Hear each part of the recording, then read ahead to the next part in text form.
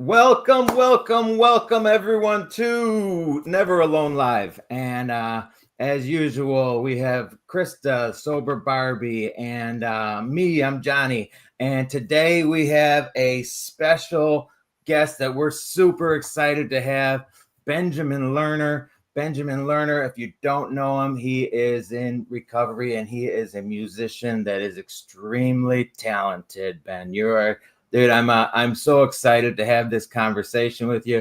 I've been watching your videos and listening to you for a while now, and dude, your music just speaks volumes, right? So let's get into this. Let's get into this. Tell us a little bit about yourself, and let's just jump into tell us about your addiction. Well, I always start when I share by saying I was an alcoholic or addict before I took my first drink.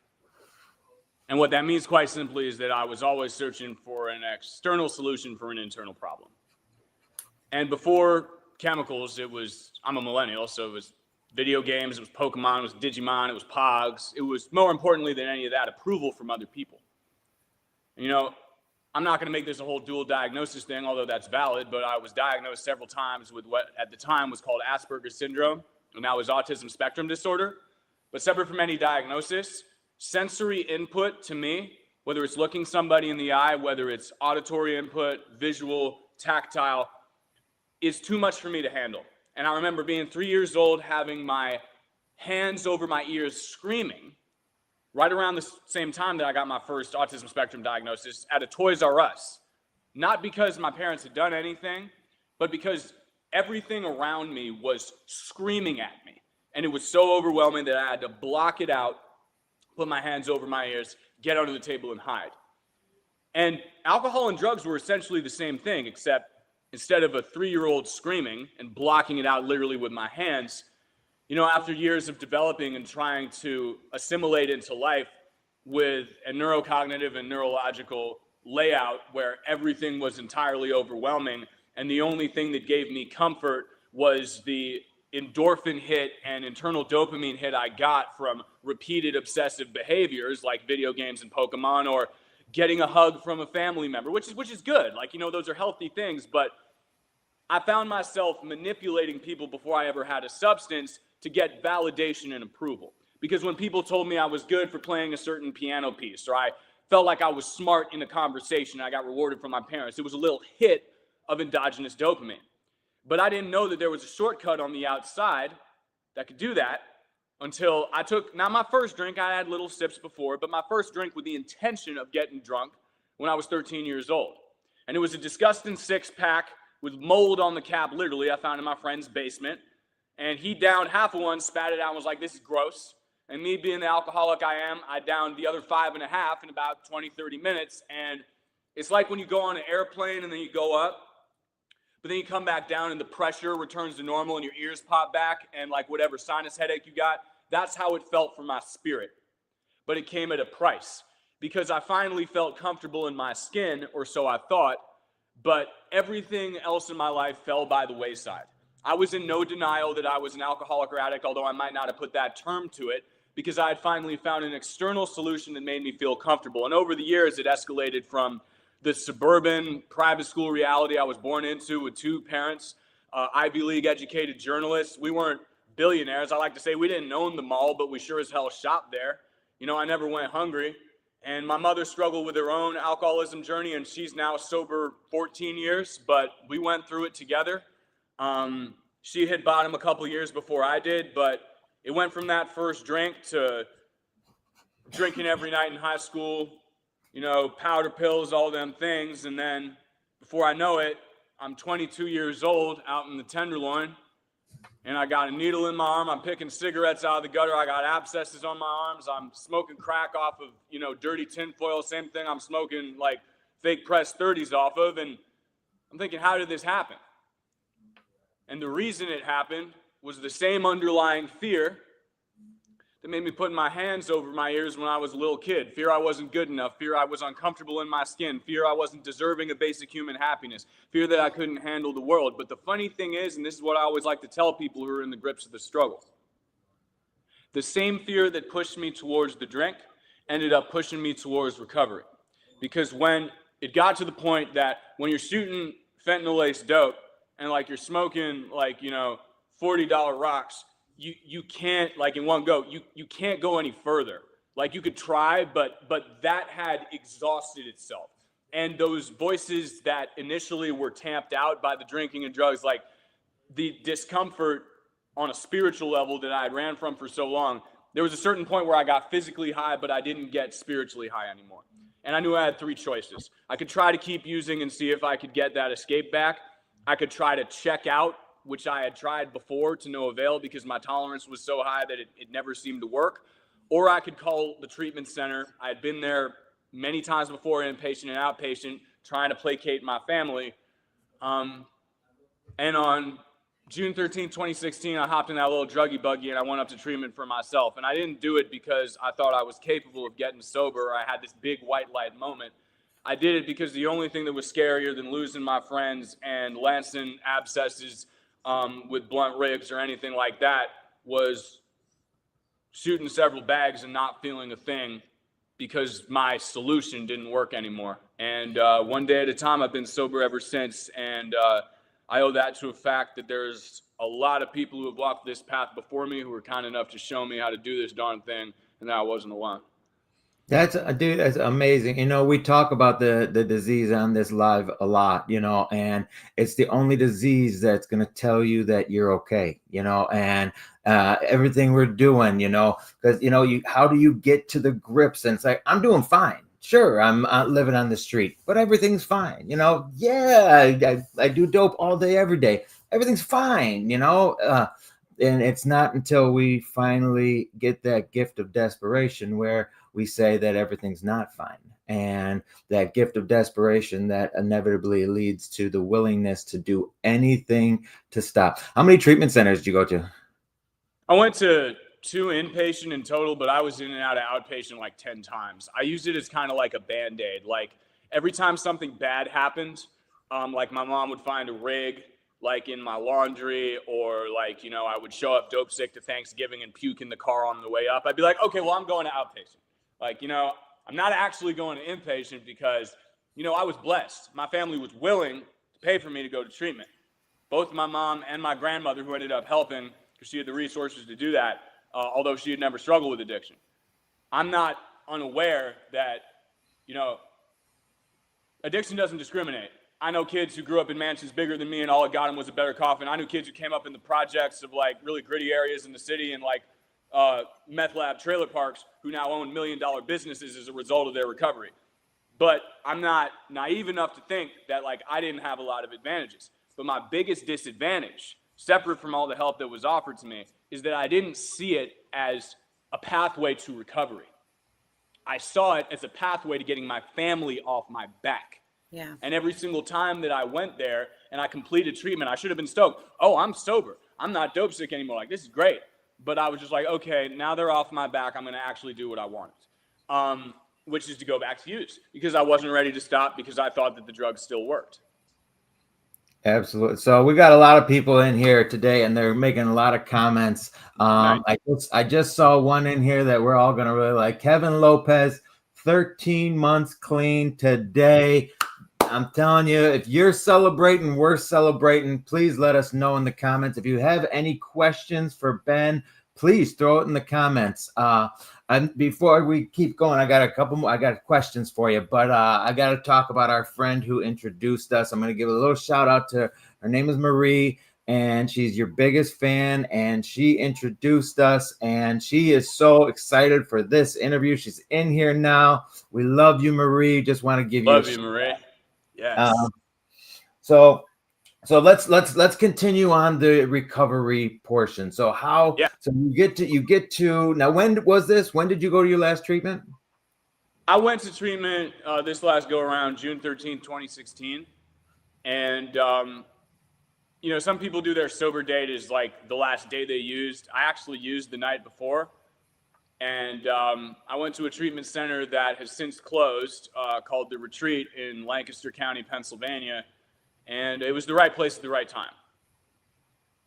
And I had a really transformative experience there, which isn't the typical transformative experience.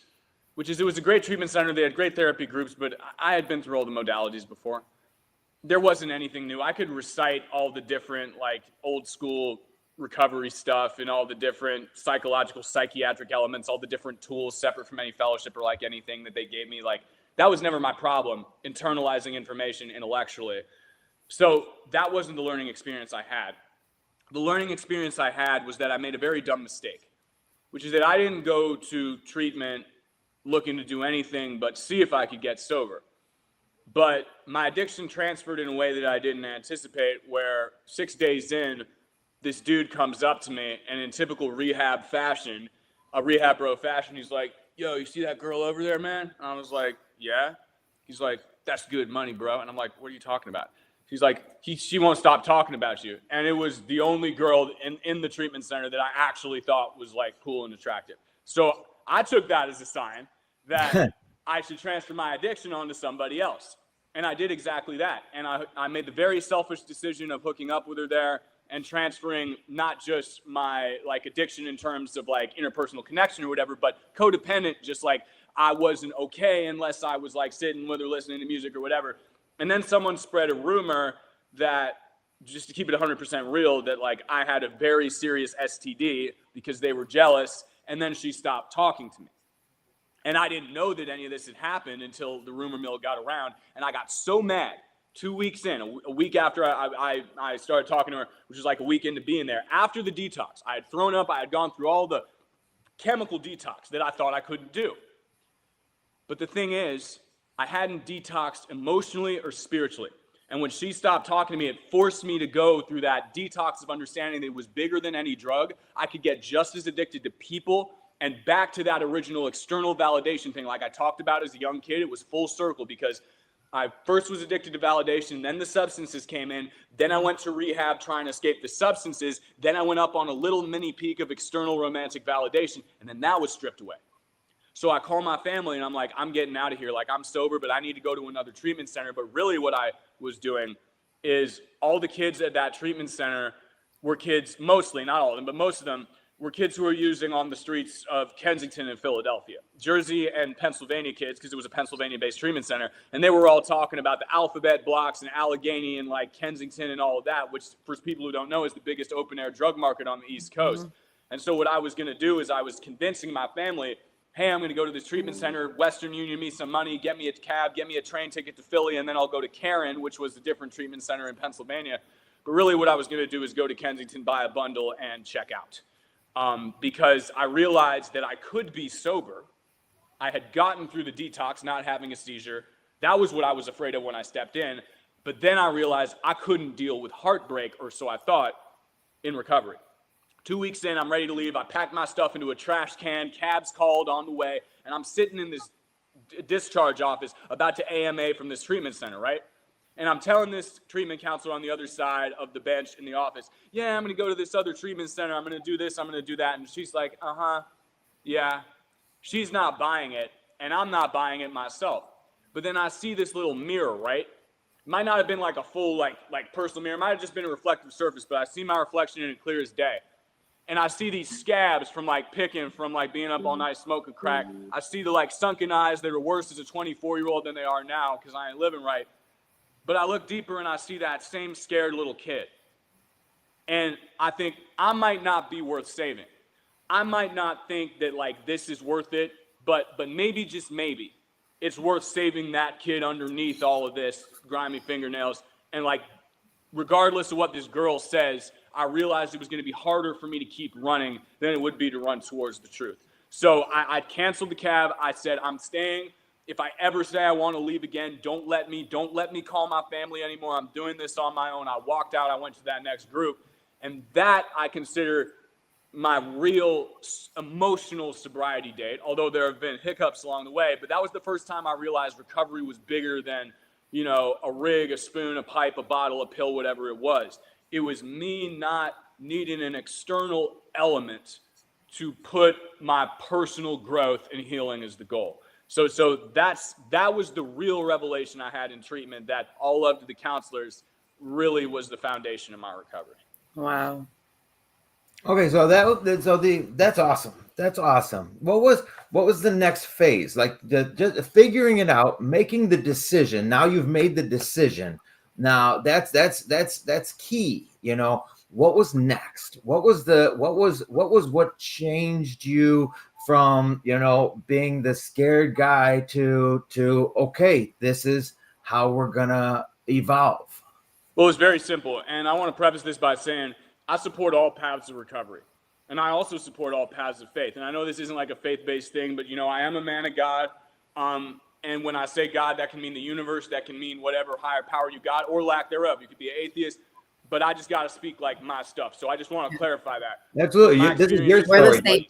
MAT works for some people. Cali Sober works for some people. I'm in the traditional old school thing, and I got, Christ is my thing. But when I say God spoke through what happened after that, what I mean is that regardless of your faith path, recovery opens doors for us that when we finally open our mind to the fact that being present, facing our underlying issues, demons, whatever you want to call them, and being a service is the primary goal. It's not that the world changes, it's that our world changes. So before I had that revelatory experience where I decided, regardless of what happened with like that girl, that stuff, that I was going to stay, I didn't realize that every morning there were people that stood outside of the treatment center cafeteria and said, who wants to serve dinner? I was like, oh, that's corny. I don't want to do that. The moment that I woke up after that day, a treatment tech walked up to me out of the crowd. And they're like, hey, Ben, we don't have anybody to serve breakfast, lunch, and dinner. We need someone to do all three. And they thought I wasn't going to do it because I was the kid that had just left. They had like, nobody's going to do it. And I was like, sign me up. And so every day I woke up earlier than everybody else. And then people said, hey, we need people to stack chairs for the groups and like clean up and sweep up. I was like, sign me up. And I found freedom through that service. And then when I left, it was the same thing. It was like every other time that I went to morning outpatient therapy, I was dragging my feet. I wasn't getting up early. If it was bad weather and I had to walk to the train, I would use it as an excuse not to go. But every single thing that I did, whether it was chores at the recovery house, going above and beyond, I didn't do it because it was like, pull your pants up and be a responsible citizen. I did it because I got a high from it. And that's when the game really hit me. I was like, no. People aren't doing this because they want to be good people. People are doing this because it's getting them out of themselves. The same way that a bag of dope or a drink allowed me chemically the illusion of getting out of myself and getting out of that discomfort within my own skin. When I did service for other people and I prioritized them, I'm going to keep it a brick. It wasn't because I'm the Dalai Lama or Mother Teresa or like whatever, or I'm the best person of all time. It was like, nah, I want a way to get out of my head and feel good about what I'm doing. I'll keep it 100%. It wasn't altruistic. It was I needed a distraction. I needed something to take myself out of myself. So I don't ever get fellowship specific. Everybody's different about that. I catch too much flack for getting 100%. But let's just say I ain't afraid to take the stairs when the elevator's broken. And I ain't got no problem going into some rooms where some chairs are stacked outside of a treatment center. And that whole deal helped me a great deal too. But again, being a service, showing up, leading certain events, calling people when they were going through hard times, going to people when they relapsed, taking myself out of myself. And after a couple months of doing that, I was very afraid of applying for a job because there was a big employment gap. I didn't have a good resume. I didn't have any references, but the confidence that I built through my chosen path of recovery and the accountability and the service that I did enabled me to the point where I got my first job in the service industry that carried me through my first couple years of recovery. The lessons I'd learned about being in service, not just for the sake of doing it, but for the actual feeling it gave me of having purpose and something bigger than myself taking me out of my anxiety, that translated to the point where I wasn't thinking, oh, this is corny. I'm picking up plates. I got this stupid apron. Like, I look like a goon. Like, why am I doing this? It was like, I took so much pride in every little dish, every little plate, every little spoon and fork I put on that table because I was like, this is literally service and it's not about me. So for the first couple years of my recovery, I got high on getting out of myself by waking up early, going above and beyond, not because I wanted to be Superman or whatever, but because I wanted a distraction from what was going on within. But the beautiful thing is, even though I thought I wasn't strong enough to deal with what was going on underneath, every single time that I showed up at work and powered through something, it gave way to me having a cathartic breakdown with the people in my chosen path of recovery, where they would give me the game and build me up to the point I could go back to the real world and learn something else, and vice versa. When I was struggling in my job, I would go to the people in my recovery circle, and they would help me through that and share their experience. So it was kind of a 1-2 punch of immersing myself in a community of recovery and taking chances with the lessons that I had learned there through being of service to kind of integrate a life where my job and my calling and my path and my purpose integrated with my recovery work, and they kind of coalesced and formed this singular vision of me being of service to the best of my ability in my life, and flipping the whole script where it wasn't about changing the way I felt internally to cope with the world around me, but being immersed and jumping into the stream of life so that I would feel better within as a result of the confidence and self-love that I had gained. Dude, this is amazing. And I mean, we all have our own epiphanal thought of, I need to be different. And, you know, Krista and I, we both woke up in a jail cell, and that was the last day for us. You know, yours was yours. But it all, you know, and that's why I kind of led to, you know, after we get that gift of desperation that says, I will do whatever I have to do to get sober.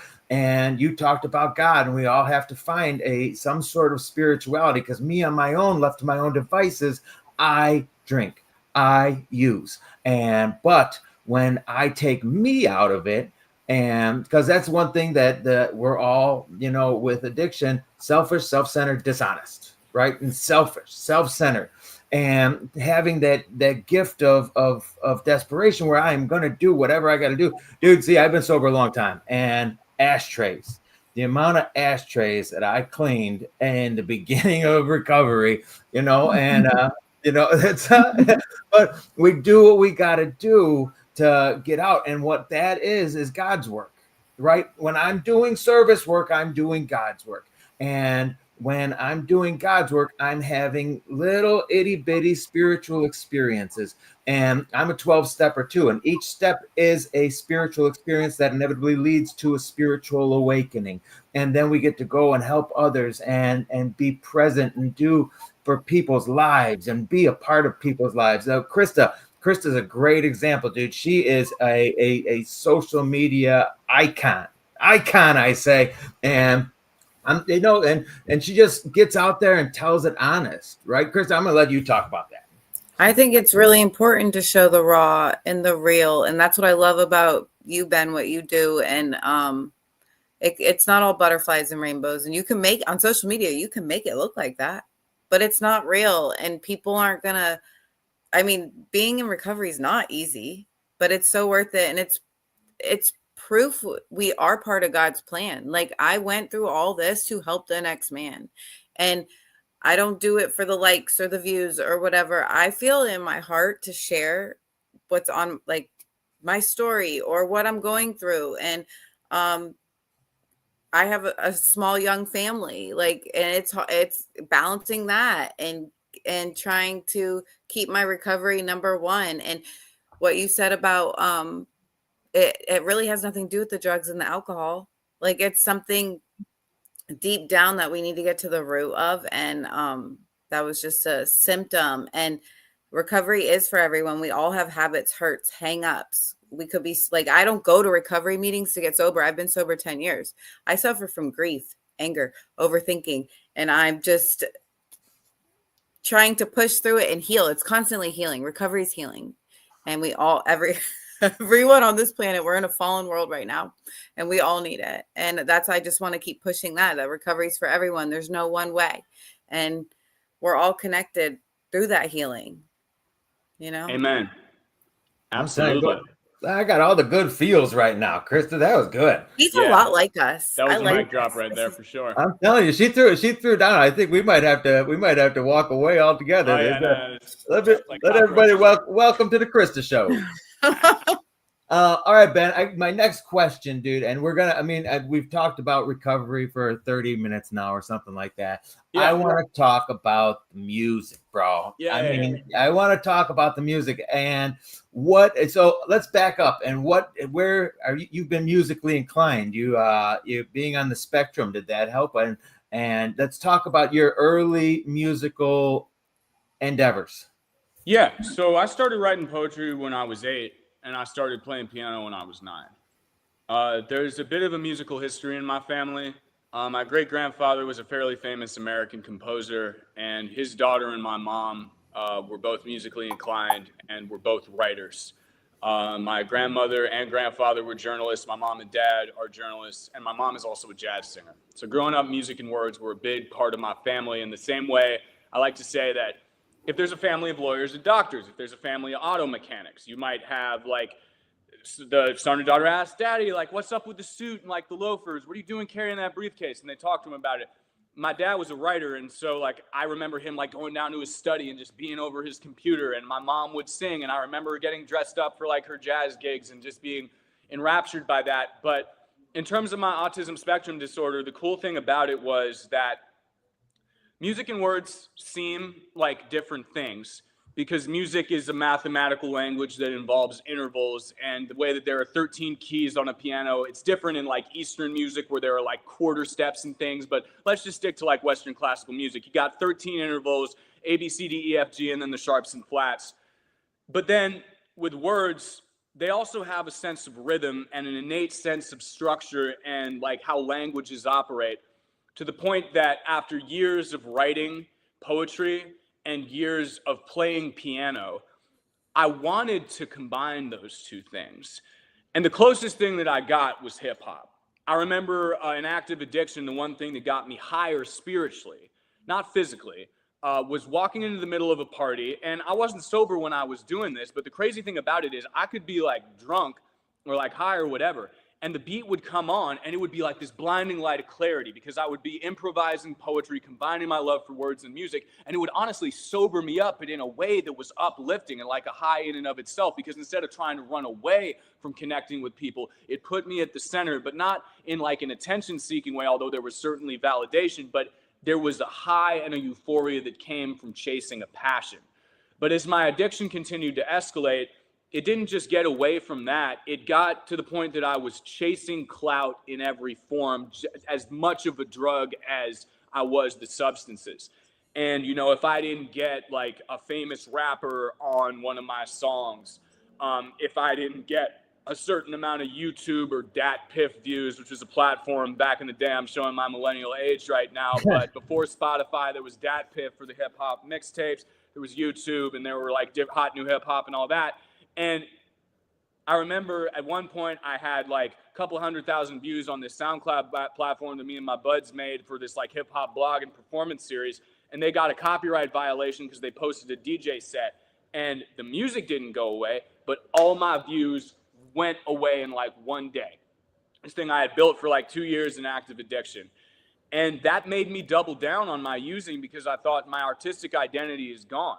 Because just like my personal identity was tied up in the substance, and I felt like I was nothing without the needle and like the pipe and all of that at the end, I thought it doesn't matter like who I am and what my music is. If I don't have these views, then like it's nothing. And that's, I don't want to blame that, but that's just the way that conversion, my thinking there. It wasn't about the actual living or the craft. It was just like a stepping stone that I could use to prove my validation and my worth. So when I got sober, the cool thing is that I immediately started making music after. And it was hip hop music that, instead of glorifying addiction, glorified recovery. And the one promise I made to myself is that in Active Addiction, the music I made, it wasn't false, but it was exaggerated in terms of like, I would only talk about the cool things. Like I wouldn't talk about throwing up in an alleyway. I would talk about like the bottle of Johnny Walker Blue or like Veuve Clicquot that I drank before I was throwing up in the alleyway. I wouldn't talk about how the fact that like a plug held me at gunpoint or like tried to stab me. I would talk about the fact that I brought that plug $5,000. So like, all of those different things aside, I would curate this kind of false vision of what addiction was. But in recovery, I was like, no, I need to talk about all of those embarrassing, the things I don't want to tell people, because I want people to connect with this in a way who have actually been through it. And then a couple years in, I was playing the piano, and I was like, there's no way that I can rap and play piano at the same time. Because again, it's like those are my two loves, classical piano and then hip hop. But then my addiction took me away from that. I dropped out of conservatory. I kind of left that out. But I was playing concert piano pieces, but I threw that all away to like get high. And that came with its own things about disappointing my family and all this. But I was 2 years sober, and I just sat down and started playing, and I was like, there's got to be a way that I can do this while rapping at the same time. And I just got out of my way, and I devised a plan to start doing it. And the beautiful thing about it was, about 7 months after I did that first piece where I was playing piano and rapping at the same time, I got introduced by a friend of a friend to this dude who owns a studio here in Vermont where I now live.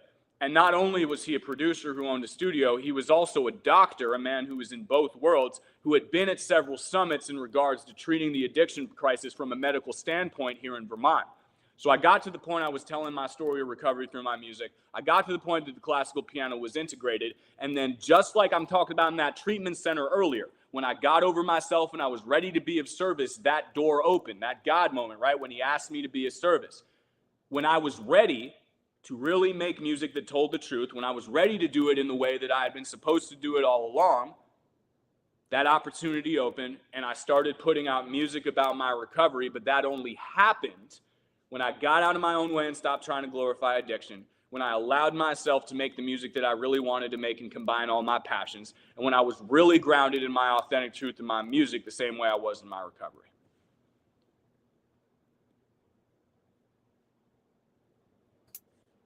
Oh, I went on mute. I say the smartest things when I'm on mute, Ben. So that kind of, first off, I want to be able to tell everybody where they can find you. Where do they find Benjamin Lerner and his music? What's the best place for them to go? Yeah, the primary platform is Facebook. I'm also on TikTok, Instagram, YouTube, all that. All the music videos that I've done are on YouTube. All the official music that I've dropped is on Spotify. There's some that my team hasn't released on Spotify yet that are just on YouTube, but most of my songs are on Spotify.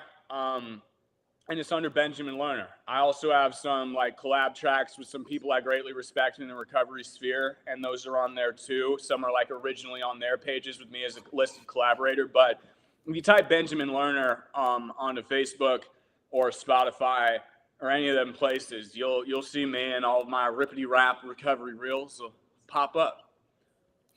Okay, so Megan is in the background right now. Megan works with us. She's gonna put all of your links into the chat right now, so people can find you immediately. And I want to keep going into this music because I want to know about how, first off, you have a song that I'm crazy about, and Turk Street is so good. It's so good. It just hits so hard, dude. I've sent the TikTok reel of it to probably 20 people. Just dude, this is so good. And so I want to know how does this music influence your recovery? How does sharing this information about yourself, sharing this personal information, how is this a part of your recovery life? Well, it's one thing to listen to something. It's one thing to write something down. It's another thing to say it out loud and put it out there. And, before I started my platform, I had put out a CD of songs. I'd done a couple performances. I'd done speaking engagements at different prevention and substance use disorder summits, both from a prevention standpoint and for a national advocacy thing, Aspen Institute, local prevention summits in Albany, New York, and Southern Vermont that I'm very grateful for. But social media was kind of the last frontier. And I was 6 years sober before I ever posted my first reel. Although I had been active as an advocate in the musical and the writing, I wrote a weekly column. I still host a weekly recovery rap radio show here in Vermont, which I'm very proud of because I don't think there are any other recovery rap radio shows on FM radio. So shout out to WEQX 102.7 here in Vermont for letting me do that. They're a jam rock and alternative rock station, but they let me do a weekly show where I essentially talk about my recovery in the same way and get to play music that I really love. But when I made my first reel in November of 2022, the week after Thanksgiving, it happened because after my first son was born, Jude, I had a lot of time at home, and my girl would be, who's a Gen Zer. I was born in 91. She's born in 2000. So she's 8.5 years younger than me. She's 25, and I'm about to be 34 this Friday. But that generation gap means everything because she would always be listening to these mom lifestyle reels.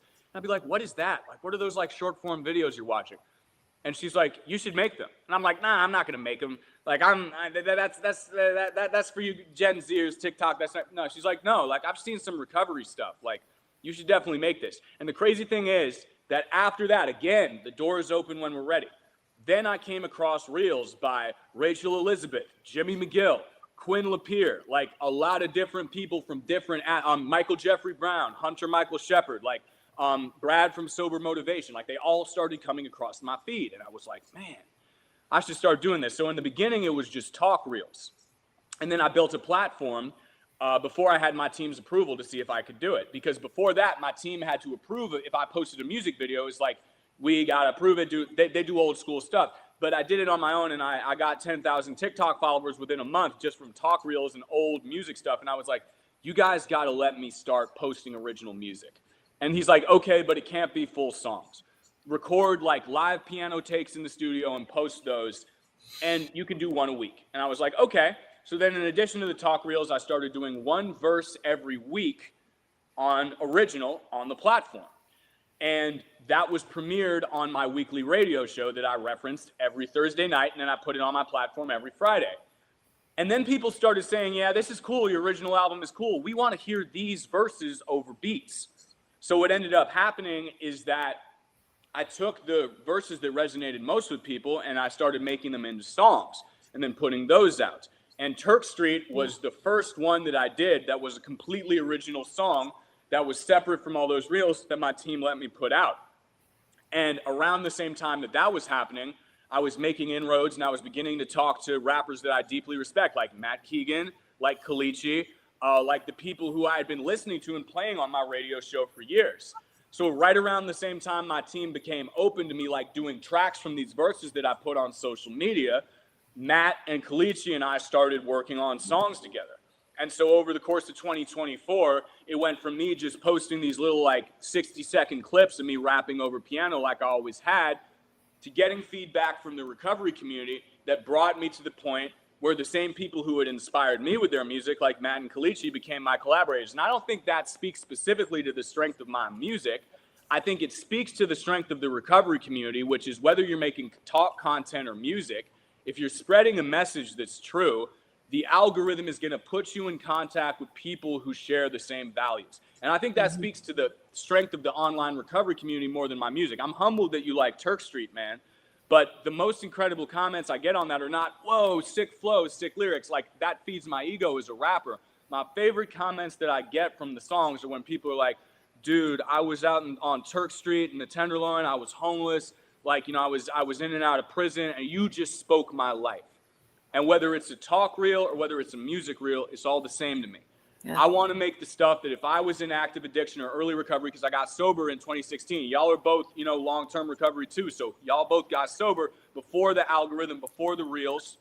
And so you know what it's like when you don't have a digital space for these things. So it's just been really humbling to see not just how the music has somewhat taken off, although that's a relative term, but how people in the recovery community have used it as a tool in their own recovery, which is deeply humbling and just really cool to see that it's helping people. That's more than I could ever ask for.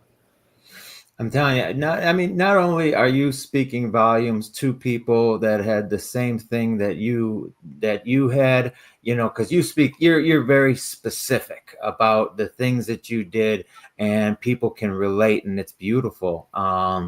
But you know, you're taking a stand. You're taking a stand against fentanyl, against you know, and I want to talk about that for a second. And I know that it wasn't on the doc, but it is now. And you know, and more people need to be standing up and trying the fentanyl awareness, overdose awareness, everything. This people are dying all day, every day from this disease. And it's people like you who are out there loud, yelling. This is what we need more of. Well, thank you, man. I mean, I want to preface this by saying that just like I got the path of recovery that works for me, but even though like my path of recovery is kind of old school recovery, I'm not old school in the perspective that I bring to it. like when I tell people, even though I'm abstinent, and I told Quinn this, I was like, dude, I've learned so much from your platform. And he's like, well, are you Cali sober? And I say, no, but like, it's not about that. Our path of recovery is different and I'm abstinent and you're Cali sober. The mental health stuff, the self-work, the shadow work stuff you talk about, the spiritual principles, it doesn't matter because that's opened my vision. So I apply that same perspective towards mitigating this crisis on a policy and direct intervention basis. There's a big divide in the recovery community, not just between the abstinence or nothing, or if you're abstinent, you are pushing a harmful stigma. And I think both of those extremes are crazy. I think that if you're in abstinence-based recovery, that's great, but I think that there should be room for MAT and Cali sober. And if you're harm reduction, MAT or Cali sober, you should be okay with people in chemically abstinent recovery too. We're not opposed to each other. Even it's okay that we have different stuff that works for us. So I started seeing that same thing, not just in the recovery community, but people saying, you can't be both pro overdose prevention and harm reduction and pro fentanyl enforcement. And I'm like, the hell I can't. I want to see a world where people pass out Narcan and people go to homeless camps with like mental health outreach and enforcement officers get metric tons of fentanyl off the streets, man. People are getting too divided on this. Whether you save a life by putting someone in a treatment center, reviving them with Narcan, or getting them in a state where this happens to an overdose prevention center, people have different opinions on that, and you're welcome to your opinion on that.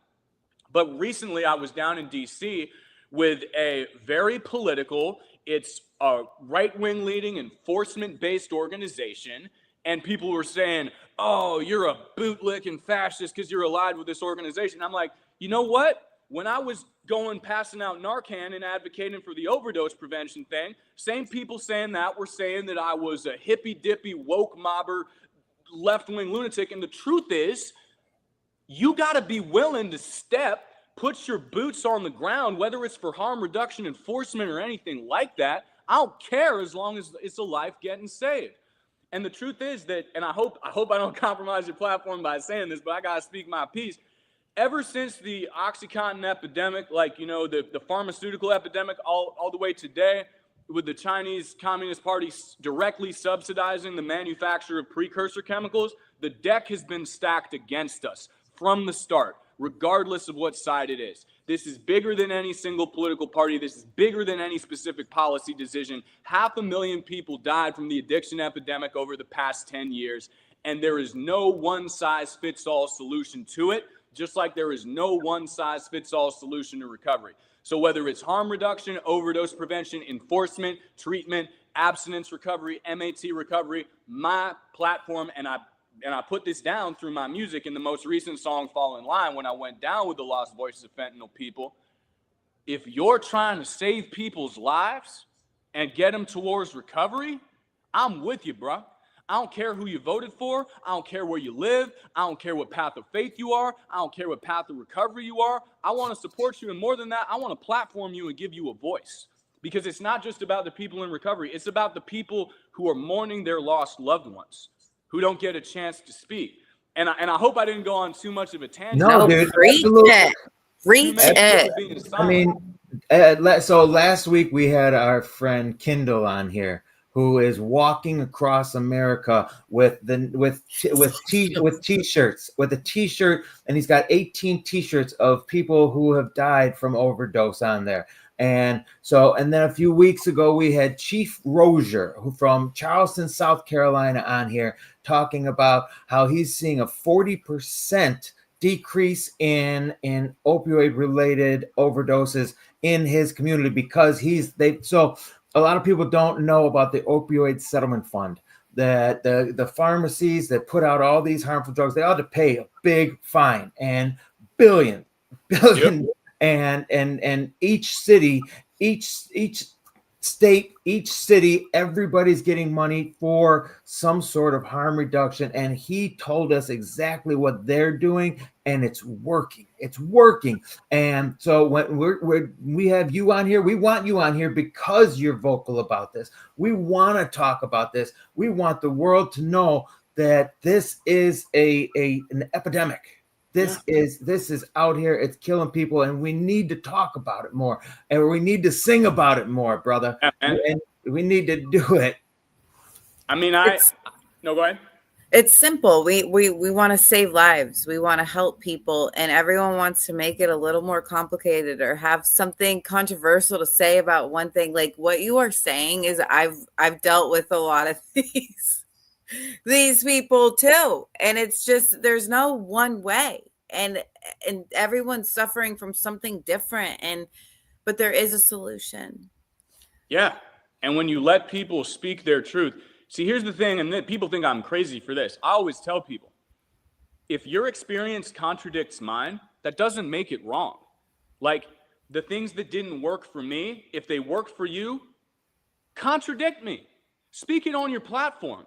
But don't make your platform being in diametric opposition to me and my lived experience. You ain't got to invalidate my lived experience as a person in abstinence-based recovery to speak your truth on MAT or Cali Sober. I will honor and validate that truth for you. But there has to be mutual respect and understanding that if we're truly going to address every aspect of this crisis, that whether it's abstinence or MAT/Cali, harm reduction, moderation, recovery, or whether it's enforcement versus treatment and harm reduction and overdose prevention, all of those realities can be true. Some people get help by going into the justice system. Like y'all said, you bottomed out after you got arrested. Some people get arrested and the system does them dirty and they go out and they never make it back. Some people go to treatment and they get body brokered and it's horrible and it's the worst experience of their life. Some people go to treatment and it saves their life. Some people practice harm reduction and it keeps them in a cycle and they're not able to get clean. Some people have harm reduction people reach out to them and get them into like a better living situation that allows them to get sober. Nobody has a one-size-fits-all solution to this. Yeah. I think the one-size-fits-all solution is let's talk with respect. Let's overcome our differences. Let's share our hope and our strength and our resilience, and let's build together and not knock each other down. Yes. Amen. Amen to that, dude. That was powerful. That was powerful stuff. That's a great response. Do my best. I'm using it. I'm definitely not up in the comments sections on all three apps, like doing little back and forth. I'm the same exact way. We face a lot of the same stuff, and I love your response just now, and I'm using it. Go for it. I love what you're doing too. And thank you for letting me speak on the music and how it relates, because, a lot of people, they just want to be musicians or they just want to be talk content people. They don't see the intersection, but I think it's all part of the same thing. It's all part of the same conversation. Absolutely.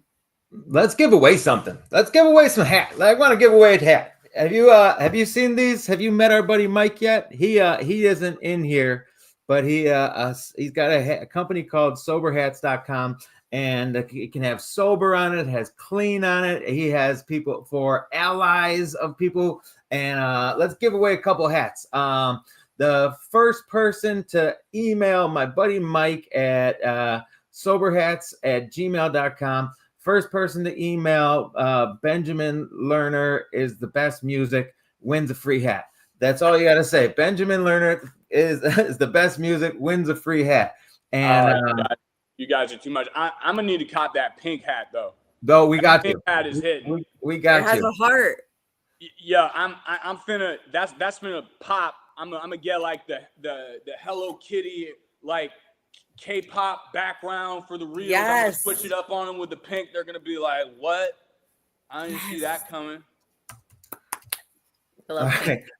So I got Mike here. Mike is prepared to receive an email. Benjamin Lerner is the best music. All you got to do is type soberhats@gmail.com. I believe that's his email address, right, Chris? I'm not giving the wrong email address. Look at this old man memory. You better watch out when it. Megan put it in the comments. Megan put it in the comments. First person to email Mike, I got him over here. He'll text me and let me know who won. But dude, okay, I've got a couple more questions, and you've already kind of answered them. But just I want to be what is your inspiration? What inspires you when you write a new song? When you get is it just something, a moment that pops in your head and you just start flowing, or what inspires you to write a new song? In terms of writing, like rap verses, it just hits me from time to time and I'll just crank. Like, I don't really take that much time with rap verses. If a rap verse doesn't come out, like there's some like really structured conceptual stuff where I'll take my time and like go back. But usually it's just like 5-10 minutes, just like, it's basically freestyling through a keyboard. But there's certain songs, it's funny you mentioned Turk Street, the sung tracks, the ones with melodies, and that's not all of them. I'll be listening to a song that no one would ever think was like a recovery rap song. But I listen to all kinds of music. I listen to folk, like I listen to, you know, like Noah Kahan and like Zach Bryan, and I listen to country. I listen to like Jelly Roll. I listen to Tyler Childers. I don't just listen to hip hop. I love hip hop. I listen to everything. And like I listen to like Rod Wave and like, you know, different like melodic hip hop stuff, Roddy Ricch, like Polo G. And I listened to the Amazon session, the acoustic session, where Rod Wave did like a melodic trap song called The Great Gatsby. And he did it over very spare piano. And it was just this level of pain and vulnerability that like literally sent shivers down my spine, because even though I hadn't lived his life, I could feel his pain. And there was just something about that chord progression, that BPM, and I did it differently from him. But that inspired me, hearing him in a completely different way. He's not sober. He lived the street life in a different way than I did. But hearing him cathartically vent his pain over that very minimalist production, it got me to a place where I was willing to tell my own story using that as the inspiration. And it didn't inspire the content. It didn't inspire the flow pattern. It didn't even inspire the melody that I did over that same chord progression or how I laid out like my piano part. But just like I had to keep my ears open to people in recovery who were sharing experience, strength, and hope in a real way to get to the point I could share my own, I keep my ears open to the music that's doing the same thing in different ways. And there's an amazing thing going on in the music industry now where people like Cam Whitcomb is one of the most incredible recovery artists I've seen in my life. And he's not a hip hop artist, but if you ask him on the opposite side, he's like a folk and like pop and like country artist. Who inspired you? He's like Mercules and Mad Child. And you would never think that because those are like Canadian like lyrical rappers, but it all goes to show that music is bigger than a genre. It's bigger than a singular like school of thought. And people who keep their ears open are the real ones. Because if I had been listening to that Rod Wave track being like, man, this isn't in line with my recovery principles, I listened to the music and what that carried, and I let that light a fire within me to take that inspiration, interpret it within my own thing, and create something that was uniquely my own. So I guess that's how I encapsulate how I find my inspiration. I keep my ears open, man. It's good, like that's your mind. Awesome. Thanks. Yeah. That's Got awesome. an open mind. Yeah. Okay, so now you are live on Facebook frequently, Yep. folding laundry. That's you kind of it's kind of your thing. Let me see if I can make it like my laundry live real quick. I have so much to fold. Maybe I should be doing that too. It's the only time I can do it because I used to go live and, you know, I was a dad of 2 under 2. And after Max, my second son, was born in December of 2023, Alex, my fiance, the mom of my kids, was like, yeah, you can't go to the studio to do lives anymore. I was like, well, what am I going to do? She's like, do it while you're folding the laundry. How about Help that? her. Yeah. And I was just like, you know what? That's the best idea of all time. So I combined my dad chores. You're a good man. You're a good man. Man, she's the real deal. So that brings me right to my last question: is balance. As how do you balance your recovery, your music, your social media presence, your everything? You know, that's and so you know, I know you've got children that jump into your lives every now and then, or at least you talk about them. Sweet Pea, is that? Yeah, that's Alex. That's her nickname. We actually have a tattoo that we share. For her, it's on her shoulder. For me, it's on my leg. Our mutual friend said when I met her, he was like, "Oh yeah, he's got a big Philly eye. Oh yeah, she's a sweet pea." And then when he was with her, he's a car salesman. He's better friends with me, but he also knows her. He was telling her a car. He's like, "So what's it like dating a redwood tree?" So she's Sweet Pea, and she calls me Redwood because she's 4'11", I'm 6'3". So we have this little cartoon tattoo of a little sweet pea pod and like a big tall tree, and so that's why I call her Sweet Pea. I That's love the origin of that. Is she in recovery? She's not in recovery, but she is sober. She tried the whole completely sober thing, and she didn't have a problem doing it. But for her, it's more about mental health challenges, childhood trauma. Yeah. I would let her speak on her own thing. Yeah. But she Yeah. is in therapy. She is doing all that stuff. But her main thing is in substances. It's like different, divergent, like mental health stuff. But she's very supportive of my recovery. And she can have like one drink every like 4 months. But honestly, she spits it out like halfway through. And she's like, yeah, this isn't my thing. Yeah. Oh. So do you go on tour or anything like that? I recently did a show at a theater down in Massachusetts, which was really humbling because it's like normally reserved for kind of Broadway, like theatrical productions. And we got to raise some money for like artistic and recovery organizations in a real beautiful way. And the mayor came out, and it was a real humbling, cool thing. I'm going to be doing a show in Maine. I've been doing it for the past several years. For Black Balloon Day in Maine, and supposedly I'm going to be joined by Kalichi, maybe Matt Keegan. I don't know. He's a busy man. Casey Makes Music, Jordan Meyer, and the Real Young Swag. A lot of incredible musicians supposedly are going to be coming. I did it with Kalichi and Real Young Swag last year. My management's real selective about the stuff I do. They have a different approach than most people in the recovery scene do, which makes it hard for me to do some events because they're like, well, we're doing this, we're doing that, we're doing stuff at the studio, but they're working towards doing more theatrical tour dates, and I'm pressing them to let me do more recovery events because I want to go out and do stuff. But again, like I got a day job, I got kids, and I think this kind of factors into that question you were asking before I veered off into the little Sweet Pea origin story, which is the way that I balance it, whether it's shows, whether it's, journalistic assignments for my day job, whether it's filming my reels, is I'll break it down like this. The whole Laundry Live thing is a perfect encapsulation of how I've managed my platform from the very beginning. When I started filming reels, I used to think, oh, it needs the perfect lighting. Oh, I need to take like 20 minutes to get a perfect take. And then out of necessity, I started filming reels when I was walking my dog. That was the only time when my first son was a newborn and I was like in and out of the house trying to manage work and all that made it work.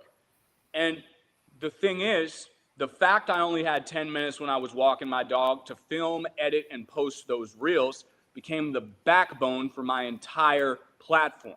So the way that I do it is I would love to get like a little like podcast studio. And it's awesome when people can. Like that's a beautiful thing. But at this point in my life, I have to do my lives when I'm folding the laundry. I have to record my music when my kids are asleep, and like that's time that I can do it. I have to write my music when my kids are asleep after I fold the laundry, and I have to only do reels when I have the time, and most of the time that's when I'm walking my dog around the block. So the way that I balance it is I don't see the time constraints as a negative.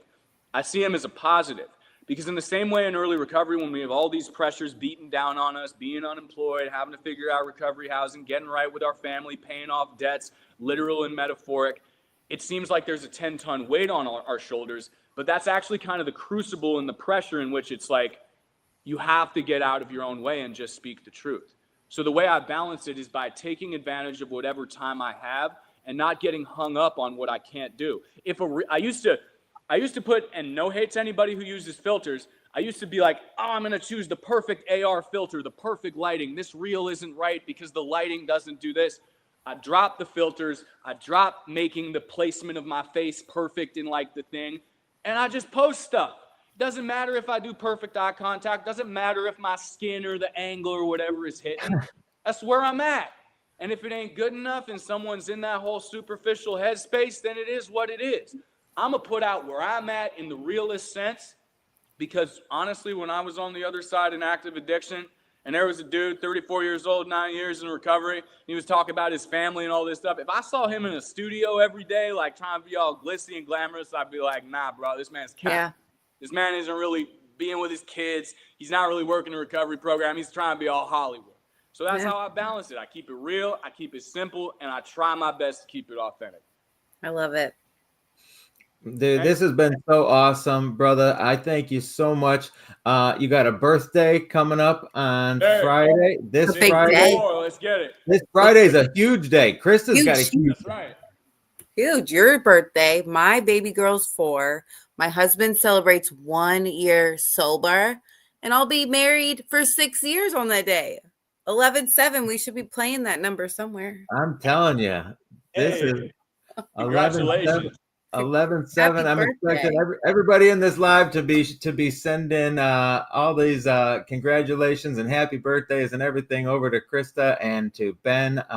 Ben, dude, from the bottom of my heart, thank you for being here with us today, for answering our questions. And it's I can't wait for more people to learn about you. We've put your contact information in the chat here, so everybody who watches this video now, everybody who's going to watch this video later, will be able to find you.